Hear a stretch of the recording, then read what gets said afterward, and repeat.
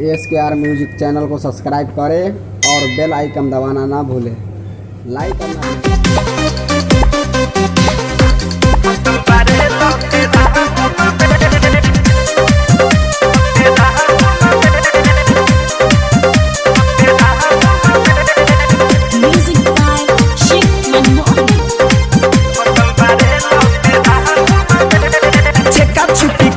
अपन गहिल कमाए ना जाने कमाना के लग गइल हारे।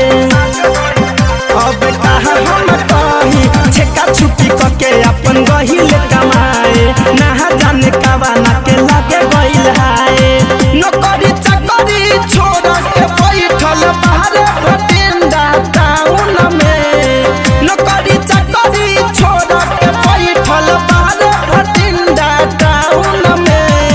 कैसे के होई बियाहवा दुल्हा फसल बारे लॉकडाउन में। कैसे के होई बियाहवा दुल्हा फसल बारे लॉकडाउन में।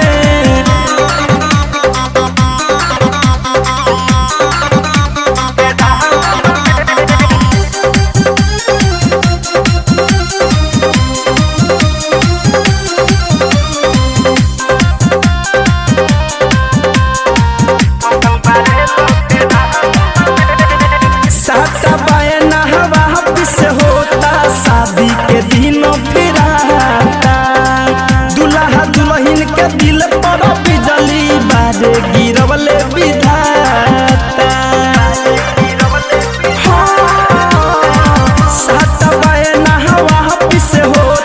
शादी के दिन फिराता दुल्हा दुल्हन के दिल पर बिजली बारे गिरवले विधाता।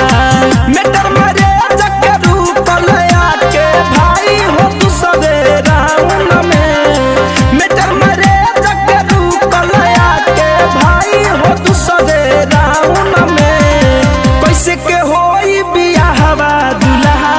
फसल बारे लॉकडाउन में। कैसे के होई बियाहवा दुल्हा फसल बारे लॉकडाउन में।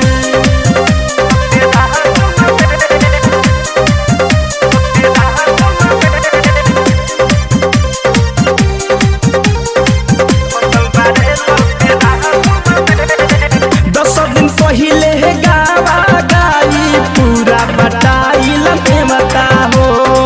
लॉकडाउन के डेट बढ़ा के का पहले देवता हो। किया रे करी 10 दिन पहले गावा गाई पूरा बटाइल देवता हो। लॉकडाउन के डेट बढ़ा के का पहले देवता हो। धड़कन धनंज के गाना बजाल साउंड में। शिवमन मोही धड़कन धनंज के गाना बजाल साउंड में। कैसे के होई बियाहवा दुल्हा फसल बारे लॉकडाउन में। कैसे के होई बियाहवा दुल्हा फसल बारे लॉकडाउन में। छेका छुपी के अपन गहिल कमाए ना जाने कबाना के लगे गइल हाय। नौकरी चाकरी छोड़ के बैठल बाहर भटिंडा टाउन में। नौकरी चाकरी छोड़ के बैठल बाहर भटिंडा टाउन में। कैसे के होई बियाहवा दुल्हा फसल बारे लॉकडाउन में।